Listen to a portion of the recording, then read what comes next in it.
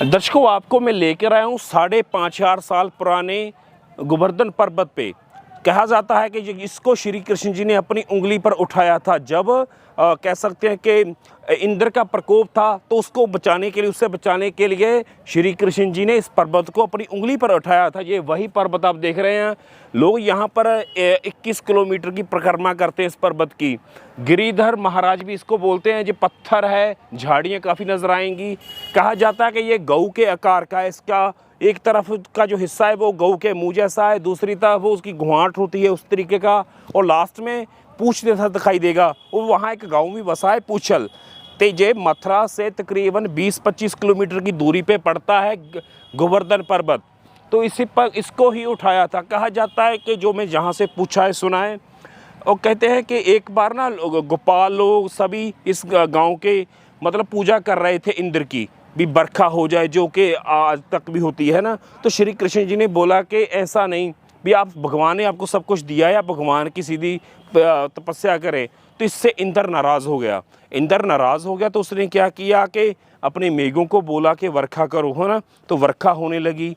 तो ग्वालों ने श्री कृष्ण जी को बोला कि आपकी वजह से इतना बरखा हो रही है, हम सब डूब रहे हैं। तो उसी वक्त श्री कृष्ण जी ने इसको उठाया और उनको बचाया था। ग्वालों को, सभी को, इस गांव को बचा लिया था। इसी वजह से इस पर्वत की बहुत महत्ता बन गई थी। उसी लोग से यहाँ के लोग इसी की तपस्या करते हैं, यहाँ के पूजा करते हैं, संभालते हैं, अच्छे से रखते हैं। तो इसको देखने के लिए दूर दूर से लोग यहाँ आते हैं। ये 5,500 पहले का बताया जाता है, क्योंकि जो घटनाक्रम हुआ था वो 5,500 साल पहले था। तो वो पर्वत तो उससे भी पहले का होगा, है ना, यकीनन। तो आप आ सकते हैं। जहाँ से आप घूमने के लायक जगह कौन सी है धार्मिक, जैसे आप मथुरा हो, मथुरा के बाद आप जो पड़ती है जगह गोकुल, वो 11-12 किलोमीटर है। वृंदावन भी 11-12 किलोमीटर है। और उसके अलावा जो एरिया है ये गोवर्धन पर, ये 20 किलोमीटर हो गया। रमण रेती ये भी पास में आ जाती है 10-12 किलोमीटर के में एरिए में। और बरसाना 40-45 किलोमीटर है। इस एरिए को सभी को ब्रिज बोलते हैं, जैसे कि मथुरा, गोकुल, वृंदावन, गोवर्धन पर्वत और बरसाना, इन सब एरिया को ब्रिज का एरिया कहा जाता है। जो आप देख रहे हैं इस वक्त, श्री कृष्ण जी का जन्म मथुरा में हुआ था और पालन पोषण गोकुल में हुआ था। गोकुल का अर्थ है, गो का मतलब गाय और कुल का मतलब समूह, मतलब गाँव का समूह, जहाँ के 9 लाख गाय हुआ करती थी।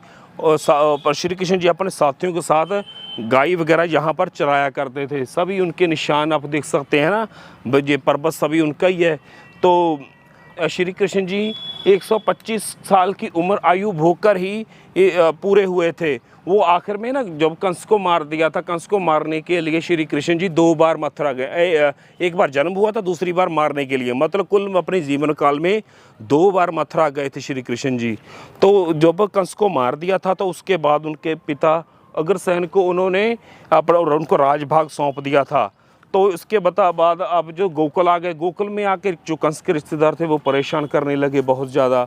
तो उसके बाद फिर श्री कृष्ण जी द्वारका चले गए थे, जो कि गुजरात में पड़ता है। वहाँ उन्होंने द्वारका बसाई, द्वारकाधीश भी कहा जाता है। वो पानी में समा गई थी और अभी सैटेलाइट के ज़रिए देखा जा सकता है। तो इस तरीके की ये आ सकते हो, आप भी आ सकते हो। अगली बार नया विषय लेकर मिलेंगे। मेहरबानी, धन्यवाद।